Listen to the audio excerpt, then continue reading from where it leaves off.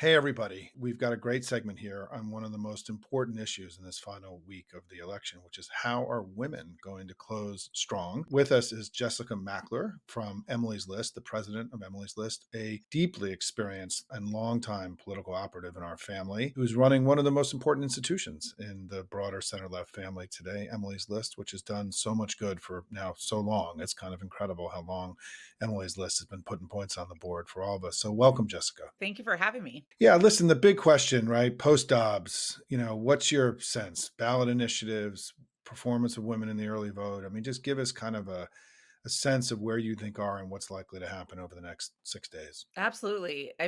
What I would say is that top line Democrats are entering these last few days in incredibly strong position. We see that reflected both in the polling data and in the early vote data. And the wins that we get in this election cycle, like all of the elections post Dobbs decision, are going to be delivered by women, by a diverse coalition of women, particularly young women across all demographics, and driven by the fight for reproductive freedom. That is the top motivating issue. It is a deal breaker issue for a large number of women voters. And we're seeing that play out. We see that we have a gender gap, a real clear gender gap in the early vote data. But we also see, even as fresh polling data rolls around, that, whether it's suburban women or young women, Kamala Harris is really racking up their support. And it's based on her clear message around reproductive freedom. Absolutely. And I want to shout this out because I know this well because Melissa Williams, your colleague who's on the independent side at Emily's List and has been for a while, is a close friend of mine and former colleague. But Emily's List has been focused on Kamala Harris, the vice president, since before she became the nominee. You guys were the only organization that I was aware of when I was looking around that was doing message testing and polling and content to support her on the ticket when she was on with Joe Biden, and obviously have only accelerated and ramped up that work. So I'm really curious to hear your insider perspective, having been looking at the data and what voters knew or now know about the vice president. What has shifted since she's become the nominee and as we've gotten closer to the election, since before she was the nominee when you guys were doing those early polling? Yeah, absolutely. It's a great question. And we're really proud of the work that we have done both this last year, but also throughout the vice president's career. The strength of Emily's List lies in our ability to work across election cycles, across ballot levels. And so investing in women over the course of their career means that when they are called upon to lead in bigger and different ways, we're ready, they're ready. And that we're seeing that on the biggest stage we could possibly see it on in this election cycle. It was more than a year ago, in July of 2023, that we launched our Madam Vice President program at that time. And that program was dedicated to amplifying the leadership of Vice President Kamala Harris on the ticket. What we saw in those very early data was that when we did that, when we talked about her leadership on a range of issues, but really primarily on abortion rights, that voters who were soft on the ticket, who we needed to win, would move to the ticket in a pretty dramatic way. And it's not something that we really see very often with a vice president. And so it was dramatic and it was real. I had a reporter ask me after the ticket switch, "Oh, you must have had a crystal ball that you knew this was going to happen." And I had to laugh because I said, "No, this is the work we do day in and day out. You're just seeing it on this big stage right now, but we did this because it was how we would win. We knew that in order to win this election, like in 2022, when we defeated that red wave, we needed to center reproductive freedom. And there's no stronger messenger in this country, no stronger leader than the vice president." So, just real quick to your question of what's changed. I mean, I think what's been so gratifying is that the world and the nation is seeing what we could see in that data on display. And so, you look at her speech last night and what she did and is what she's done throughout this campaign. When she talks about the choice in this race and the future that we're choosing, she's really laying out in this powerful way the contrast before us. And that leadership that she provides on an issue that's driving so many voters is what has caused the energy and excitement throughout this campaign. And so I think the big difference is that it's now front and center for everybody to see what we could see in focus groups and on the polling pages. Absolutely. And I just want to underscore that too, because I had the great fortune when I was running Acronym, my former organization, at working with Emily's List. You weren't back yet as president, but working with Melissa and others in the 2020 race on the only program committed to lifting up Kamala Harris on the ticket. And we saw immense movement of young women, especially young women of color, to the ticket who would not have supported Biden otherwise. And I was always beating that drum with Melissa and Adrian Shropshire from Black Pack, who ran that program with us, that he won because of her on the ticket in a lot of ways, and that she was instrumental from the beginning in bringing especially young women and young women of color along. And that always gets lost in the narrative about Yes. that administration in the 2020 race. So I just wanted to shout that out because that again was Emily's List leading, because of your just sort of soul, really deep focus on supporting women throughout their political careers. But I want to pivot a little bit because something that folks like us who run progressive organizations, and certainly who have backgrounds like us as strategists and operatives behind the scenes, we don't always get a lot of chances to be out in the field where the real energy is and where voters are. But I have seen from my social media alone that you have been on the trail as part of a Repro Freedom bus tour, I think it was, among other reasons. And so I'm dying to hear, how has it felt on the ground? Where have you been? Talk a little bit about that effort. Is it still going? And really, what did you experience in, a qualitative, anecdotal way, actually talking to people in these states that are going to determine the outcome? Absolutely. And you're right. I have been, I think, in 6 states over the course of the last few weeks, sometimes on the ground for mere hours, but it's been really exciting. And I would say that, while vibes in DC certainly get anxious at this time of year, the vibes on the ground are energetic. I mean, people are excited. I was in Rochester, Michigan, which for people who don't know, it is a purple place, a purple part of Michigan. It was a big factor in flipping Alyssa Slotkin's House seat in 2018, which was a very, uh, competitive House seat, and remains so to this day. And we had standing room only crowds in this room. People who showed up, including we had at least one undecided voter, which it came and decided in that room to vote for Kamala Harris and for Alyssa Slotkin. So those are the moments that make this all worth it. And to see how fired up these crowds are, a lot of women, a lot of young women. I get to talk to women who are voting for the first time, talk about what it means to be using their voice. The vice president says so powerfully, your vote is your voice and your voice is your power. And that really taps into something, especially for a lot of these young women who maybe are engaging in their first election. So the energy is high, the excitement is real. I mean, everybody is aware of what the stakes are. And so that makes the moment, it's weighty, but it is, people are determined. And most importantly, I would say, out of anything, is that people are doing the work.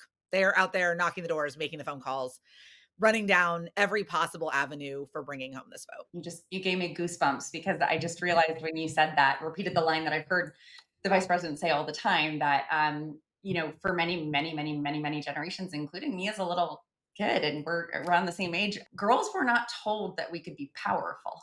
Mhm. I just kind of drew that connection, and that's what that Yeah. feels like. Yeah. I'm seeing it in the representation. We're told that we can be a lot of things, but powerful was not one Yeah. of them. Yeah. That's really, that's something. One of the things the vice president just does so well, is really connect with people, and she understands the personal aspect, and that comes through when she's intentional about delivering that message to young people to say, "You have power." And I think that it is a part of why her candidacy is so remarkable. I was asked by the Washington Post a couple of days ago about the surge of higher income, more educated people, voters into our coalition.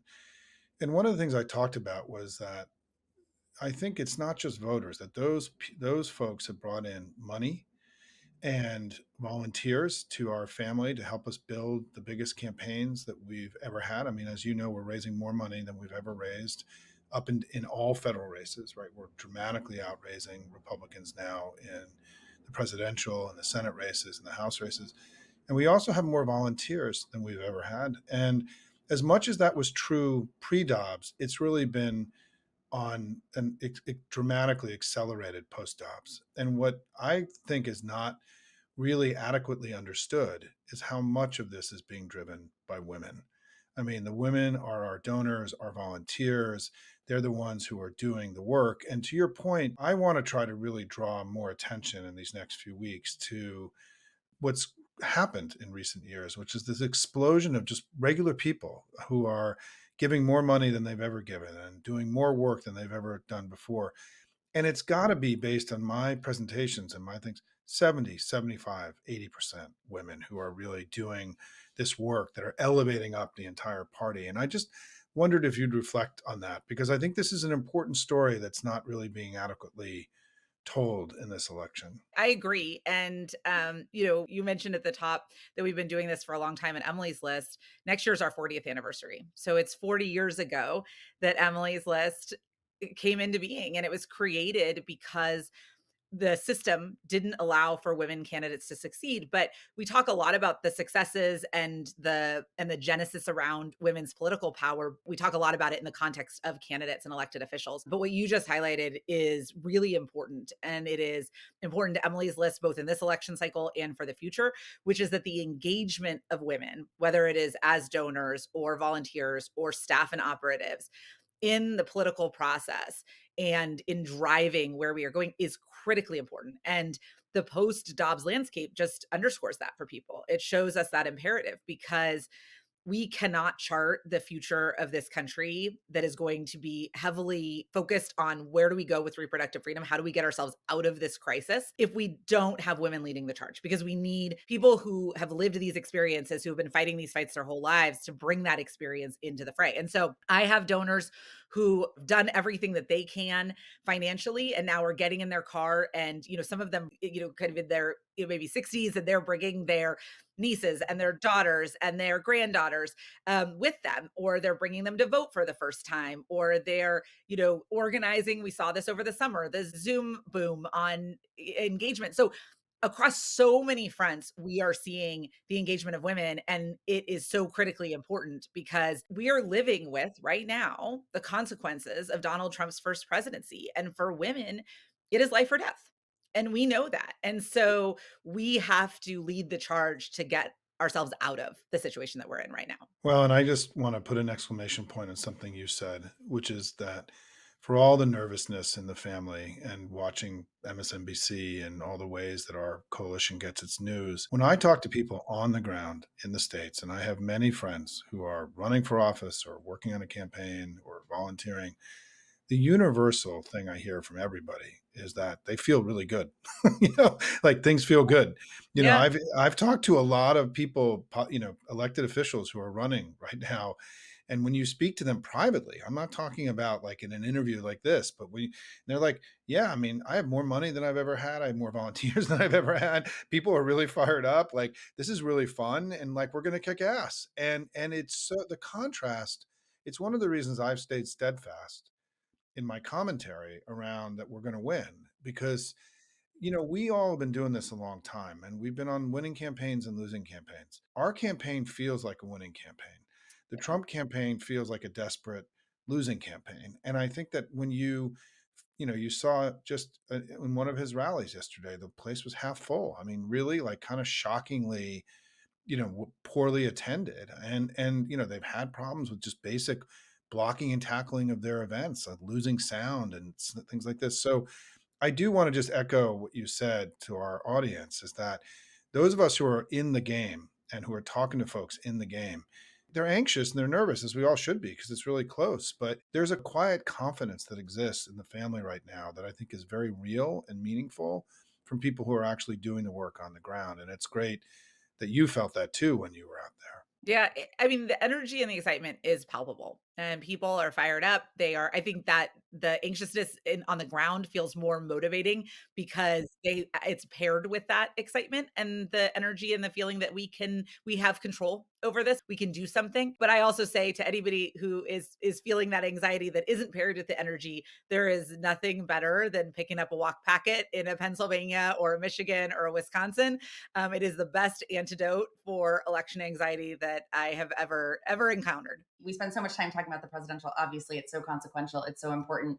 But our show's called Closing Strong, and that's about closing strong up and down the ballot, too. And Emily's List supports so many pro-choice women candidates in local and statewide races beyond, obviously, the federal level. So I'm just curious, what are, one or two races that you're either really nervous about, really excited about, that might be under the radar for the folks that are watching? Yeah, absolutely. Well, one House race I want to lift up in a battleground state, Kirsten McDonald Rivet running in Michigan 8. This is a really critical Dem hold seat. It's a competitive seat. She is an incredible candidate. She was elected with the support of Emily's List to the state legislature. And this is one of the things we love to see, because when we do that work and then they decide to move on up, it's with strength, and it's just building on that power. So that's really incredible, really important race, very close, and also just an important district for the path to victory overall in Michigan. In a non battleground state, Janelle Bynum, Oregon 5, really incredible candidate. This is one of our best flip opportunities. She has run against her opponent, Lori Chavez DeRemer, the incumbent Republican, twice and beaten her. So we're going to do it a third time. And she's a really incredible candidate. So those are two House candidates. I think continued attention on Wisconsin and Tammy Baldwin is going to be important in these final days. That is a real battleground state. It has tightened. So we're going to be doing everything we can there. But those are three that I am really excited about. And then I can't end without mentioning two candidates who I'm really excited about what their elections mean for this country, which is in my home state of Maryland, Angela Also Brooks in the Senate race, and Lisa Blunt Rochester in Delaware. We have the opportunity to double the number of Black women in the United States Senate in this election cycle. Two is still nowhere near enough, but that's incredible progress. They are incredible candidates, and we've been so proud to get to support them. Amazing. I hope everybody follows those campaigns, those races, supports them, supports Emily's List. Thank you, Jess, so much for taking time in your very, very, very busy schedule. You have such important work that you're doing. We're so grateful, and it's so good to see you. Bring it home. Will do. Thanks for having me.